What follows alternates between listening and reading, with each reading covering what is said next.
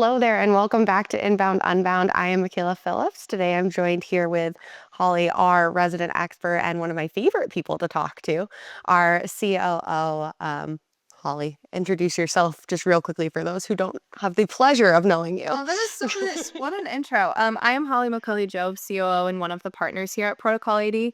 I started here as an intern in 2017 and primarily worked in writing roles and then strategy roles until, finding my niche on the operations side of things.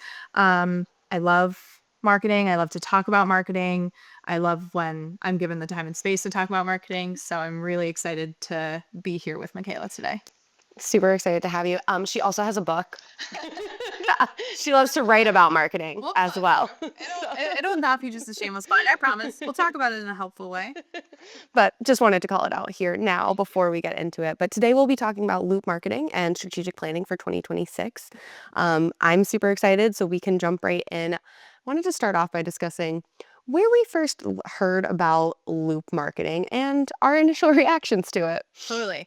So, as a team, we sat and we watched HubSpot's Spotlight with Yamini and Karen.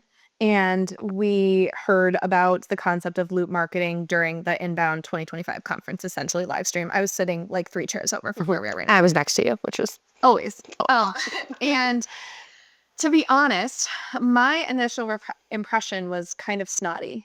Like I felt like this is a rebrand of what we already know. I feel like it's a reinvention of the flywheel.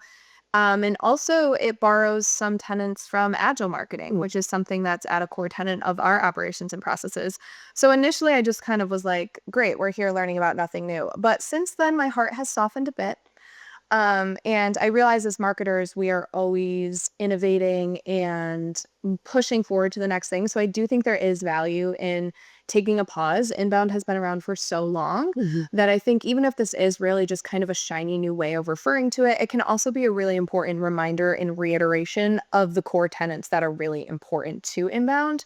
So where I'm at personally with it, and I'm just one girl. We've got like 20 something people here who may feel completely different than me, but the way that I personally feel about it is a different reframing of inbound marketing philosophies that help drive us towards 2026 and beyond strategically. But I want to know what you think. Well, I'd say my first reaction was just overall like somewhat disappointment. Yeah. I think I went into that presentation being so excited because I love conversations like that. I love presentations like that. I get psyched for new implementations of marketing, ways that our team can take that and implement them into our annual strategy. So I came into that presentation with a lot of excitement, which, as you said, they started to talk through it. And I was like, well, yeah, like these are a lot of the things that we already know, we already are doing. Yes. And they especially built me up. They were like, this is going to be great. We have this whole new framework. I was like, fantastic. Lay it on me. What is it? And then when I was hearing a lot of the same things that we already know, things that we're already doing, I was a little disappointed. I too have softened on it. I think that it is a good reminder of some of the things that do sometimes get lost in the shuffle, where we are striving for certain things on the inbound side that Loop kind of refreshes and is like, well, how can we utilize more elements of what we're already doing? How can we iterate and try new things and fail faster is one of the things. And I do like a lot of those concepts. But again, I was like, what's the new thing? Oh, Simply the old thing it's like in a new way. giving Kris Jenner with her new facelift. Yes, it is. Like, we know how old you are, and girl, you're working. Right. And it looks Reputation precedes yourself, but you did have a facelift, and that is what I we can talk about it. Yeah, like, exactly. And I think at first too, after presentations like that, we never want to take that stance where it's like we 100% disagree. Yeah. And we don't. Right. But girl, it's the same. Like it's good. Everything's good. Yeah. Just like Kris. I totally agree. And I feel like it's worth for a second, we serve manufacturing customers primarily.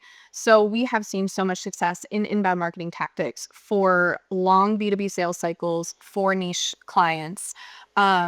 And so I think that there's an element of things that just don't apply to us. And I hate, like, I'm always open and I tend to be hyperbolic. So never say never, of course, but there are certain elements of loop or moving quicker or iterating faster that just don't apply in a more considered space, longer sales cycles, where people aren't necessarily like going to a TikTok and then making a capital equipment purchase. Never say never, but probably not. So there are certain elements too where I think we specifically as marketers here and in the space that we're in need to filter everything through the lens of what can we take that serves us and what can we intelligently leave behind with intent, because it just is not something that would serve our customers. And I think too, that's such a great point. We're also limited by how quickly we can fail. Yeah. Because again, those longer sales cycles, we don't know if something has failed Right.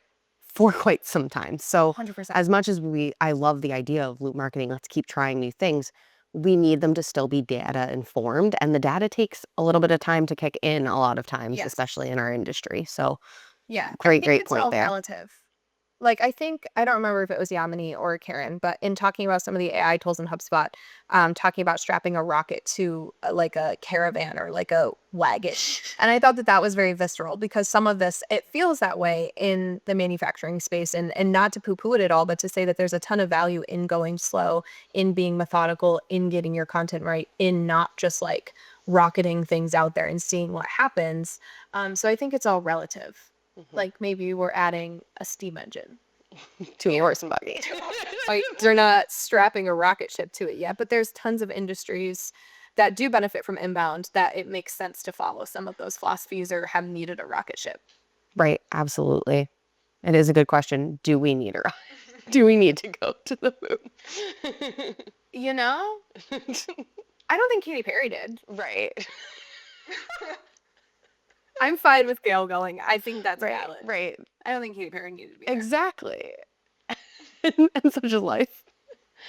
I'm going to back us up a little bit for our listeners I who go forward on Katy Perry. Just kidding. to the moon, what someone said. I want to back it up for our listeners who maybe aren't super familiar with loop marketing, need a refresher on the difference between that and inbound. Can you walk us through how you would define loop marketing versus how you would define inbound marketing? Here's what I would say. And again, just one gal. This and I don't know where this stands with like HubSpot's official messaging on this topic. This is just my opinion. Inbound marketing is a philosophy, it's a way of being. It is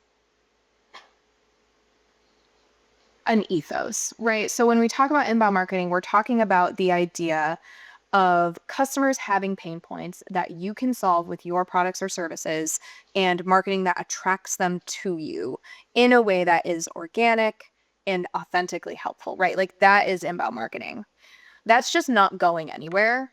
And not to like shamelessly plug my book, but the idea of writing something called Inbound Immortal is because it works 100% of the time. We've never seen inbound methodologies fail for a client. So I think when we then think about the funnel, which was the original framework that was put around that ethos or philosophy, and then there's the flywheel, and now there's loop. And I think there are different ways of essentially software updates on a core operating system, right? So you're never straying away from that operating system that is inbound. You just have these different software updates that might affect some of the techniques, the tools, the best practices, the meta, as it were, in the space. So I don't fundamentally think that loop is different. I think it emphasizes different parts of inbound, but I think the philosophies and the core components are still there. So I know that that doesn't necessarily answer your question, but that's where I stand on it. Is I think like there is no loop without inbound first. Right. Like it's like a rectangle square thing, you know? Yep. What do you think? I agree. I think one informs the other. So I think inbound methodology informs some of that loop system Yeah. that you discussed. So I think that it's not the activities that are changing, it's how they are being implemented, and it shifts to the way we are implementing Yes. as an agency. Yes. It's not so much two different things as in two things that kind of work together to accomplish the marketing goals that we set out. Yeah. And if I was to predict, like I've done this for 8 years and, I started with a funnel, then there's, the flywheel and then you've got loop. So, it's changing every couple of years, like the framework or the lens that we view inbound with. And I think that that'll continue to happen. But even when we think about things like AI, which is a huge component of loop and a huge thing HubSpot is emphasizing, like having these agents that work alongside you, just like a coworker, what does that really change in the philosophy of like, what are you still doing? At least for us doing marketing for our customers, we are still trying to find their soulmate partners and figure out how to get in front of them. And that might be through AI generated search versus Google. There may be different channels for that, but the philosophy, the fundamentals of that are the same. Right. It's almost like inbound is the toolbox and the different methodologies are in part not necessarily the tools, but how we use the tools. 100%. The tools would still be our typical content, website updates, revenue operations, and tying that back into sales cycle. I'd say those are the tools. The toolbox is inbound, and how you're applying and using those tools, whether you're using a power drill or a screwdriver, is loop versus other. Yeah. I also think something that worries me about a goal of like everything needs to be faster, quicker, more AI driven, more technology driven is I think where we have seen so much success is tailored individual strategies for our customers. And like you said, the toolbox is the same. Like we don't have a customer that just has this thing that is dramatically different than what we're doing for others. How we do it, when we do it, the velocity with which we do it, the tools that we pull from are different. The methodology is the same. So I also worry about the idea of having kind of a meta or something that all agencies are following and not pushing back against or not taking what serves them and leaving the rest really scares me as a marketer for the quality of marketing that people are going to get out there. Like just to have cans like, well, this is what loop marketing says we should do. These are the tools that loop marketing says we should use. This is what we should be doing. I think nobody wins. Like we are now in a space that's less creative, less results. It's boring. Right. And it's boring. And ultimately, for clients as unique as ours, it won't work. Exactly. And it almost promises to a lot of what we spend a lot of time educating our clients on is this is going to take time. It's not an overnight flip a switch. And I think where we need to be careful with loop is loop almost is like, well, we're failing faster. We're doing more. And it's like, yes, but we're doing it strategically. We're doing it with data, and that does take time, and it's different industry to industry.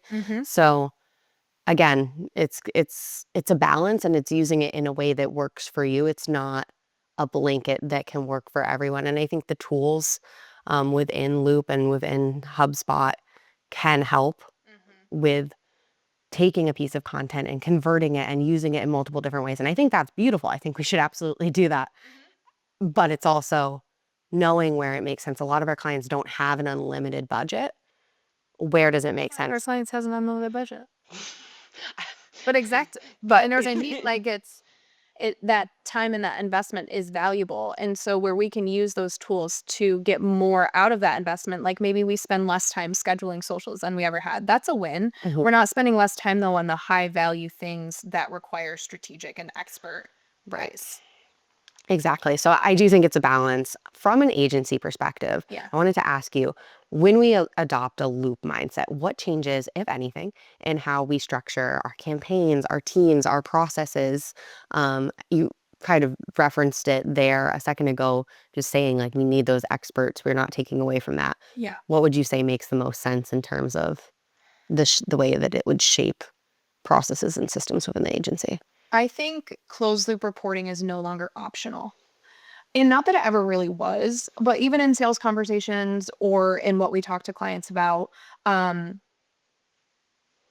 one of the values of HubSpot and softwares like HubSpot is the ability to track that customer lifecycle, see exactly what they've seen, and make decisions based on that. So data is more important than ever and always has been to us. But now as an agency, I'm highly averse to taking a client who doesn't have the systems in place to have that closed loop reporting across marketing, sales, service, all of the arms of revenue operations. I think it's super important. To your point, speed is relative, but if we don't have the data to begin with, we cannot make good decisions as marketers. And in this day and age, we cannot, in good consciousness, do marketing without that. Back in the day when there was sort of like if we write a blog, if we have these keywords, we know it's going to show up. We know the leads are going to come in. Data is more important now more than ever in making those good decisions. And that's really where you cut time ultimately, is by not, just ricocheting a bunch of things everywhere, by honing in on what works and doing more of that. So for us, I think that is really important. And then the second thing is, and I think this is a biases from being in the manufacturing space, but that's where we are, thinking of where we can apply like mini loops or the loop philosophy to aspects of our clients' work that maybe we haven't thought about in that way before. So thinking of even trade show marketing as a self-contained loop. And going through all of those like 4 quadrants of the loop and looking at those sub goals. They feed the larger loop, but then also they're a loop within themselves, and getting rid of any of those blind spots or things that are kind of keeping the loop from being able to flow, where maybe in the past we've allowed there to be blind spots. That's kind of no longer, I think, going to work. Does that? Yeah, I think anything. When I start talking about loops within loops, I'm like, God, this is like insufferable and confusing. No, I'm following. So Yours? if you're not, then Drop a comment below if this is insufferable and confusing. we'd love to hear it. I think what you said there makes a lot of sense. And tying back to the B2B manufacturing industry, where we have those longer cycles, I think loop marketing can be limited in what we're able to back task. We've talked about that. I love the idea that you just said of breaking it into mini loops, seeing where that makes the most sense to tie in. Trade shows are a clear deadline, but we could also operate quarterly. We can also operate. Yes. One of the ways we kind of see that now is when a client first comes to us, we'll do our workshops. We'll walk through different priorities, and we'll hear content ideas through those workshops. We're constantly, I love when Adam, who's been on the podcast, so some of the viewers might know him, but he's in on a workshop and I'll be typing up the notes from our new client and what they're saying, and he's like labeling them blog idea or add this to the content map. And he is the best at having like the longest list of potential ideas running. Yeah. And I say that because there's so many ideas and we don't always know the direct avenue. Right. I always caution our team against deep diving into, okay, this is our first pillar. Yes. That might be something that we think would be a good pillar down the road, but kind of starting with a mix of topics so that we can get that initial data out there with that first map and be able to monitor and be like, oh, you know what? We thought compaction was going to be a great one. Turns out centering is a really hot topic. Let's focus there and using the data to drive that. So that's almost an example of what you were saying with that mini loop. Yes. Great centering pun, by the way. I don't think I was trying. What was It was fabulous. Said it was a hot topic. I didn't even try. That's just how good she is, folks. I think another thing that's been really emphasized by Loop is the idea, and the flywheel kind of brought us this too, where it's like once you close a customer, they should be feeding back into the loop and that kind of thing. And I think that there's also room for that, like when we talk about revenue operations. Ooh, it's the office ghost. When we talk about revenue operations, in the umbrella of like marketing, sales, and then obviously like your MarTech. All of that kind of is what comes to mind first. But let's talk about service. Stop. Like, I think we need to talk about also how there's like a mini loop or an optimization that needs to happen in our service processes, because that is such a blind spot that has been historically neglected for a long time. Yeah. And what the loop philosophy brings us, what the flywheel initially kind of brought us, was the concept that like those customers should be feeding back into your ongoing marketing and into your ongoing system. So I think that that's another area where we need to investigate and emphasize moving forward, even though like it feels like I understand as a as a client, as a business owner, as whatever, like once they're a customer, it kind of feels like, okay, we did it. Let's move on to the next. How do we get the next one? Whatever. But really spending time and allocating resources to perfecting that aspect of things as well, I think is really important. And I think Loop brought that reminder too, which is helpful. That is such a good point because I do think that's often overlooked, and there's so many new tools now within Yes. HubSpot and new reporting and new metrics that can make that more measurable in a way that will be easier to interact with, iterate on, Mm-hmm. adapt, overcome the whole 9 yards, Yeah. to make that where it needs to be. And that's a whole area of opportunity for our customers and clients, and that's super exciting. Yes, I wholeheartedly agree.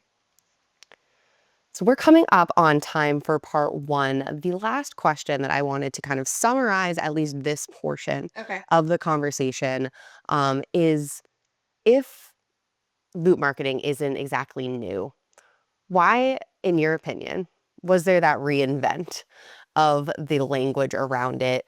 Does talking about loops rather than funnels risk being buzzwordy? What's your take? I think digital marketing,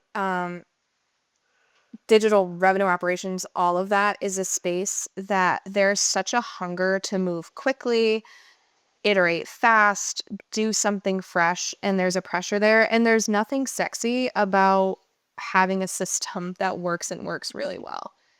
Truly.